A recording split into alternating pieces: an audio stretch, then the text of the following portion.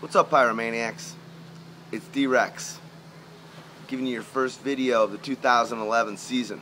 The lockout's been lifted, as all of you know, and it's been a fury of transactions going on in the NFL. Player movement, lots of trades, lots of free agent movement, pretty exciting stuff. And the beauty of it all is that it's actually really a lot of it has to do with fantasy football.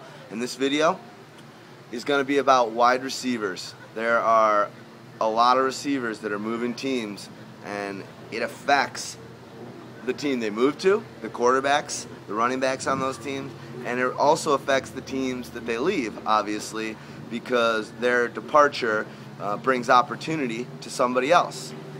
Basically, the biggest one of the week, I'd have to say, not necessarily the best player, but the biggest news of the week is Ochocinco. Mr. Personality going to one of my favorite teams, the New England Patriots.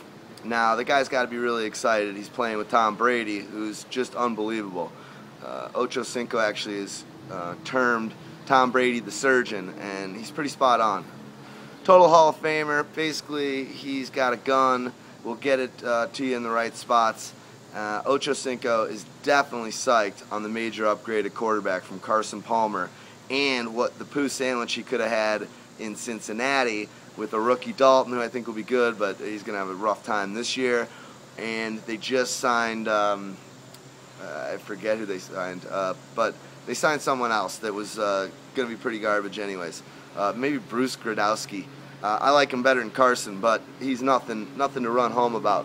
So Ochocinco joins the Patriots, and obviously Wes Welker gets affected there, but I don't think too poorly. I think Welker's going to get back up to the 100 catches. He's a year removed from his ACL injury. He looked great, played all 16 games last year, and Brady, that's his fallback plan. So Welker's not really going to get affected. Let's be honest, Ochocinco is not Randy Moss, so don't expect that. He's not a game changer. He's a very consistent player. He's not fast, he's not big, he's not strong.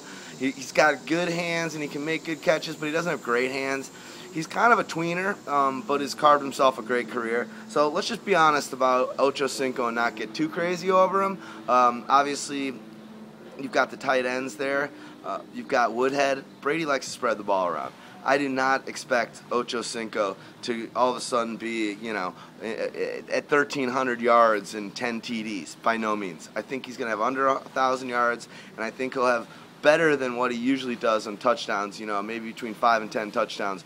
But don't go gaga. Don't go too early, 2 rounds too early on this guy. I think it's exciting that he's on a great team, and the Patriots are fun to watch, and he'll bring a lot of excitement to the table there. But don't think all of a sudden that this guy's Randy Moss reincarnated from 2007. Not going to happen. Ochocinco leaving, you know, Cincinnati. Obviously brings a lot of opportunity for A.J. Green, who's going to be a stud. Rookie out of Georgia. I mean, this guy is just going to be unbelievable. So I'm high on A.J. Green. Ochocinco leaving, it's only going to help him. But there's been other transactions. Basically, Cobb got traded from the Eagles to Arizona, and that is a huge welcome to Larry Fitzgerald. Fitz had actually an all-right year last year and put up some pretty solid numbers considering that his quarterbacks were Sam Skelton, Max Hall, and Derek Anderson.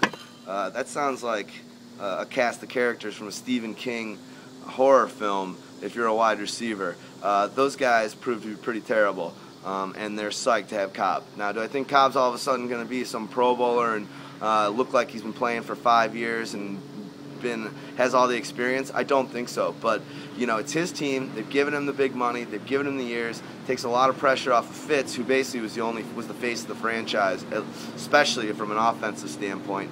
But I think you know, Fitz is going to be psyched. He's going to have over 100 catches. He's going to have a big year. Cobb's going to lean on his horse, and you know, in all honesty, I think on that team also a guy that I'm big on, a sleeper, is Andre Roberts. He's a second-year player out of Citadel. He's just a spark plug, can make things happen. You know, he's a record holder in the punt game in college, and he actually had a great year last year. His second to last game of the season, he had over 100 yards and a TD. They like this guy. He's not big, 5'11", but he's a scat. He's probably more like a Percy Harvin. I think he'll be good this year. He's a sleeper that I like a lot. Early Doucette, looks like he's going to stay as the number 3.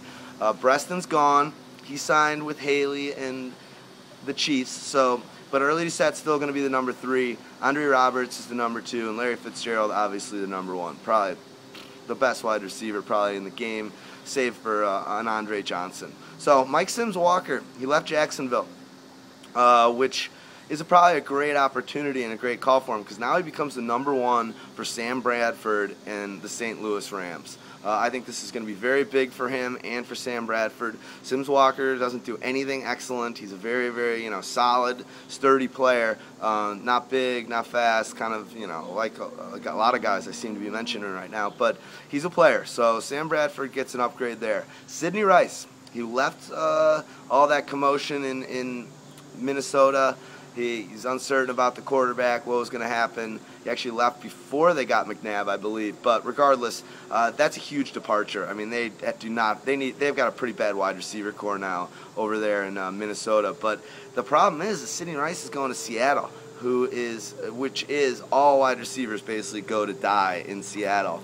Their starting quarterback right now on their depth chart is a Tavares Jackson, and that's with a Whitehurst that could beat him out, but neither of these guys are very good at all, at least for a fantasy perspective. Maybe they could grow into their roles, but for this year, for Sidney Rice, I think his production takes a serious hit. And he's really only had one good year when Brett Favre kind of relied on him his first season there at Minnesota when he was actually good. Sidney Rice coming off a huge, like a microfracture hip surgery.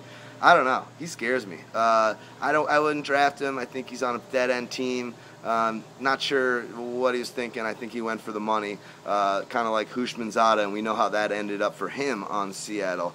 Santonio Homles, I think he's one of the most overrated players in the league. I think the Jets paid way too much money for him.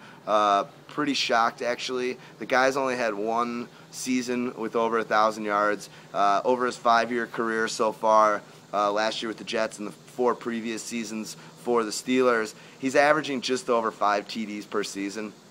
Yeah, he had some big games that won him some last year for the Jets that actually, were deciding plays and victories in big games. But fantasy-wise, this guy is not a gem. So don't think all of a sudden just because he was the number 1 free agent and just got thrown a ton of money that all of a sudden he's the wide receiver 1 or even a wide receiver 2 on a solid fantasy team that's going to win a championship. I don't see it. You got a lot of. I just don't think that offense is that dynamic. I thought Edwards was a good compliment to him because he's fast as hell and can stretch the field. Now they got Plaxico Burress, and I just don't see that. I think Plaxico doesn't open up anything for Santonio Homles, and he's a boomer bust kind of play guy. So not too impressed with Santonio Homles.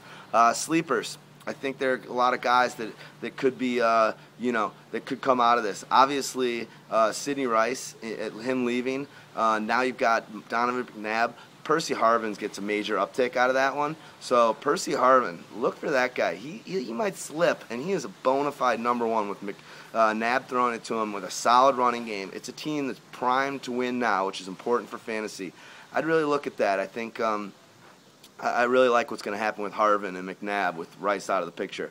Other sleepers, I mentioned the Andre Roberts guy, number 2 in Zona to Larry Fitzgerald. A guy I'm really liking is Titus Young. He's going to move into the number 1 and be the possession receiver for the Lions, for Stafford on the other side of Charles Johnson.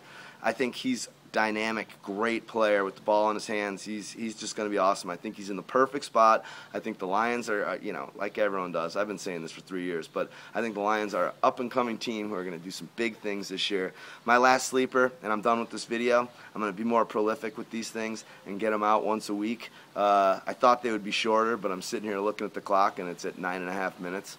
These things, I'm a rambler, but Randy Moss. Who knows where he's going to go, what's going to happen with this guy, but he's got a chip on his shoulder. At 34 years old, he's still electric. We saw certain plays last year, like that one catch against Revis in the Jets game. The guy, there's no way he just all of a sudden fell off the map. Might have some, attitude problems, but whoever takes this guy, and I hope it's sort of the Bears or the Patriots or maybe the Niners, but whoever gets this guy is psyched. He's going to be a beast. All right, buy our draft kit. The thing's for sale. 2011 season is on. Pyro!